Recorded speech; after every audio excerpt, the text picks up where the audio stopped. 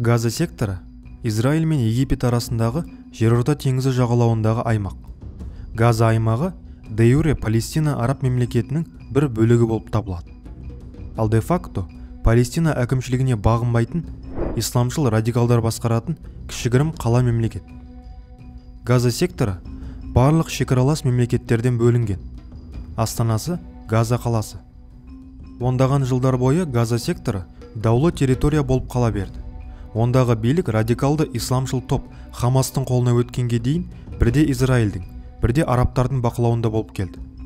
Шамамен 2 миллион адам тұратын Газа аймағындағы жергілікті халық соңғы 2 жылдықта соғыс жағдайында һәм кедейлікте өмір сүріп келеді. Израильдің және оған қарсы араб елдерінің бірқатар саяси әрекеттері соңғы 50 жылда болмаған жаңа әскери шиеленіске әкеп соқты.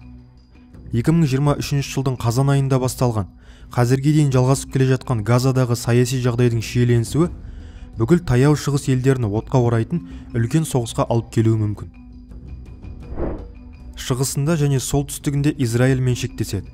Екі аймақта биіктігі 9 метр болатын қоршау бөліп тұр. Ал оңтүстік батысындағы Египетпен шекаралас аймақ бетон қабырғамен қоршалған. Қазіргі кезде Газа секторы ішінара мойындалған Палестина мемлекетінің екі эсклавының бірі. Ал Палестинаның негізгі астанасы Йордан өзенінің батысындағы Рамалла қаласы. Газа секторы мен негізгі Палестинаны Израиль аумағы бөліп жатыр. Газа секторының ұзындығы шамамен 40 шақырым. Ені 6-дан 12 шақырымға дейін. Жалпы ауданы шамамен 360 шаршы шақырым.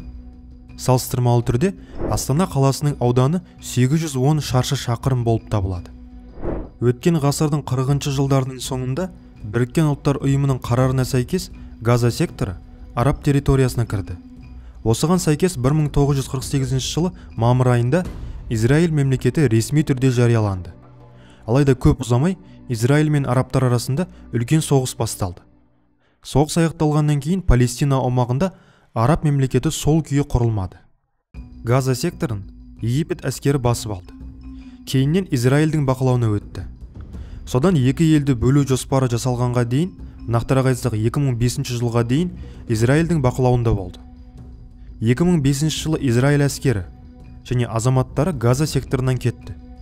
Бүгінгі таңда бұл аймақ ішінара мойындалған Палестина араб мемлекетінің екі бөлігінің бірі болып табылады. Аймақ сол жердегі негізгі қала Газаның атымен аталады. Газа қаласы ежелгі қала. Ол біздің эрамызға дейінгі 2-3 мыңжылдыққа жатады. Газа атауы 3 Тутмос перғауынның билігі тұсындағы деректерде кездеседі. Сондай-ақ бұл қала туралы деректер Ханнандағы ежелгі Таанах қаласының орнында табылған кестелерде, сына жазуларында, Аль-Амарна хаттарында кездеседі. Сонымен қатар христиан киелі кітабы Інжілде де Газа туралы айтылады. Онда ол Ханнан ауылы деп аталады.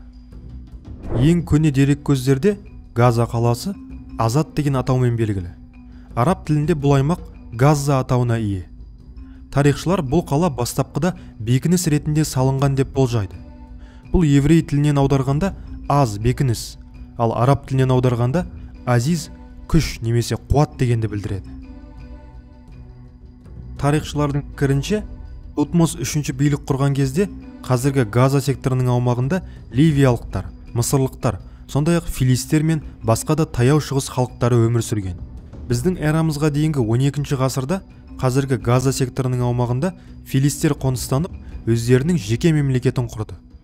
Оның құрамына Газадан бөлек Геф, Ашдод, Ашкелон және басқа да қалалар кірді.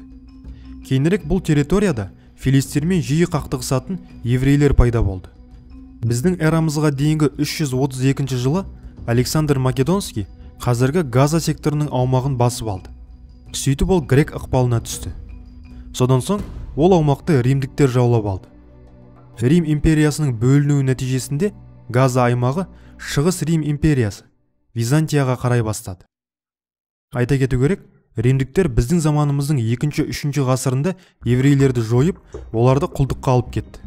Содан бұл аймақта әр кезеңде түрлі діни ағымдардың ықпалы күшті болды. 7 ғасырда Газаны арабтар басып алды. Олар аймақта жаңа мәдениетті, жаңа дінді жая бастады. Ол кезде еврейлер мен араб халқы арасында айтарлықтай қақтығыстар болған жоқ.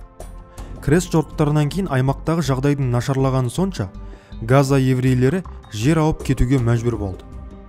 16 ғасырда Осман империясы келгенге дейін Газа аймағы алма-кезек әртүрлі державалардың ықпалында болды.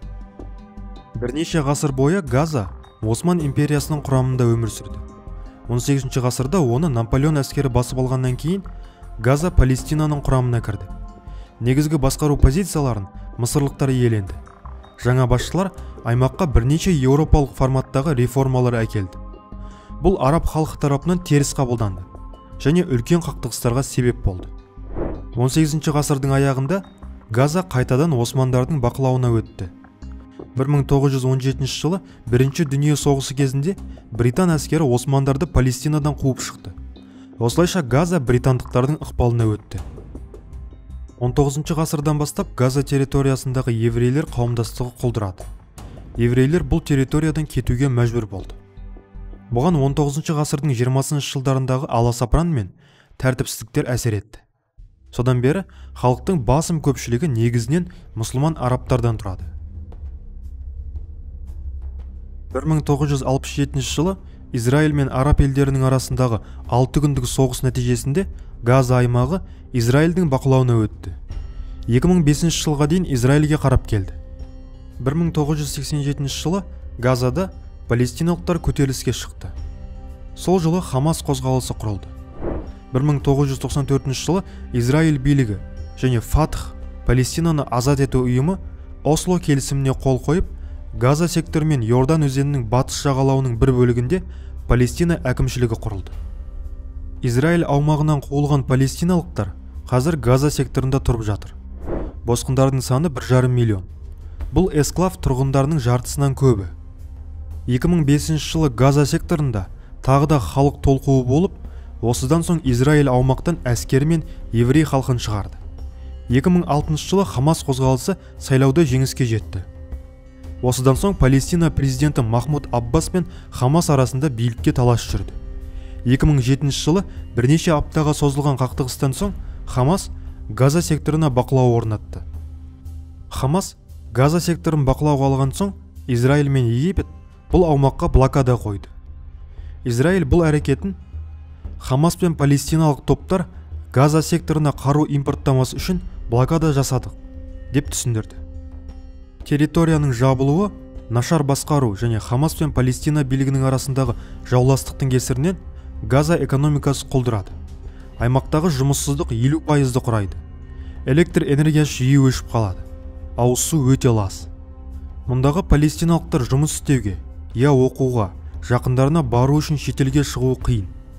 Газа секторы әлемдегі ашық аспан астындағы ең үлкен түрме деп те аталады.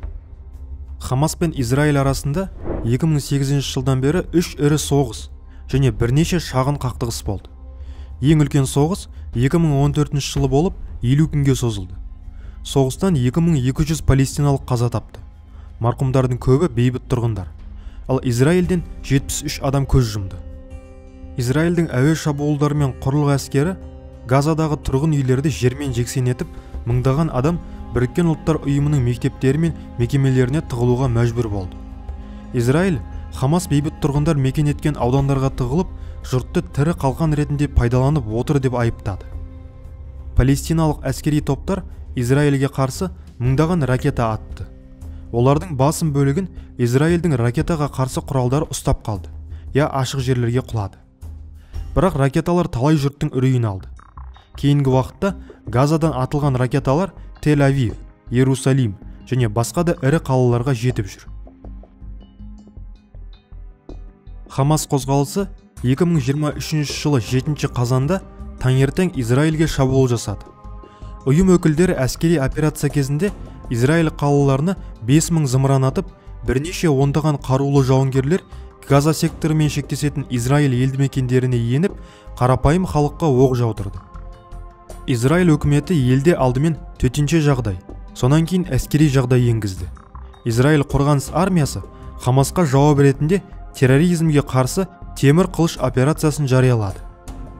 9 қазанда Израиль қорғаныс министрі Йоав Галант елдің қарулы күштеріне Газа секторын толық қоршауға алу туралы бұйрық берілгенін мәлімдеді. Оның айтуынша, өңірге электр, газ, сондай-ақ азық-түлік жеткізуді тоқтатады. Ол Израиль армиясының жауынгерлері Хамасқа бұрын соңды болмаған соққы беретінін атап өтті.